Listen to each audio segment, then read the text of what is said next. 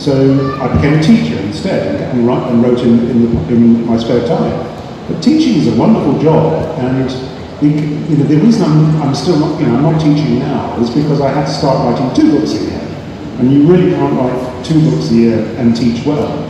So it was one or the other. So unfortunately for teaching, I chose to be a writer. Who was sent away to a boarding school when I was young, and there's really not a lot to do in a boarding school. So at night, when the lights would be turned off, we used to take it in turns to go round the dormitory, and everybody would tell a story. And when it got to my turn, one night I sort of started telling this story about a werewolf or something.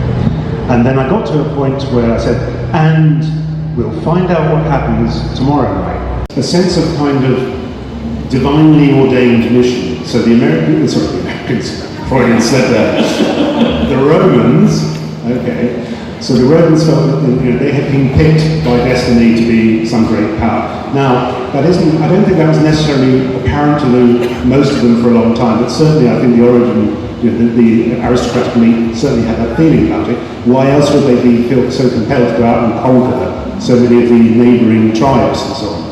Secondly, I think they had, there was a kind of, okay, let's deal with it in order. So the second point I would say is when they developed a standing Roman army. Now they were kind of led into this because it was a seasonal army like so many others. There would be a campaign season, end of the campaign season, soldiers go home, harvest their crops, come back for the next campaign season.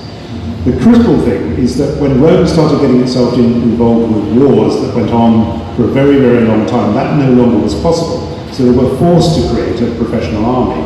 Now, they had one of the few professional armies anywhere in the ancient world. And if you have a professional army, you can train these soldiers, day in, day out. So you get what I think was Josephus once said, the Roman army conducted wars like they were bloody battles, and battles like they were bloody drills or something. I can't remember the exact quote, but the point I'm saying is they were trained to that level of perfection in fighting.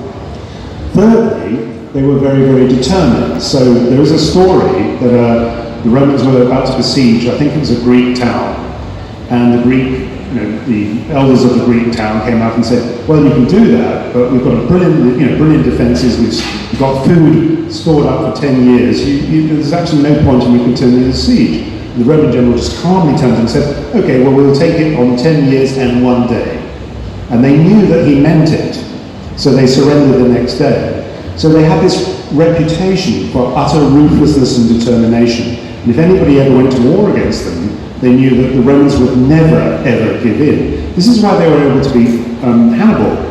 When you look at the number of casualties they suffered fighting Hannibal, they lost entire fleets, they lost entire armies. And yet they sort of said, right, well, we will just carry on. We will just make new armies. We don't care who we put into them. They used gladiators, they put slaves in some of the legions, as long as we had enough troops. And eventually, the penny dropped with the Carthaginians that, we are never going to defeat these people because they will never give in.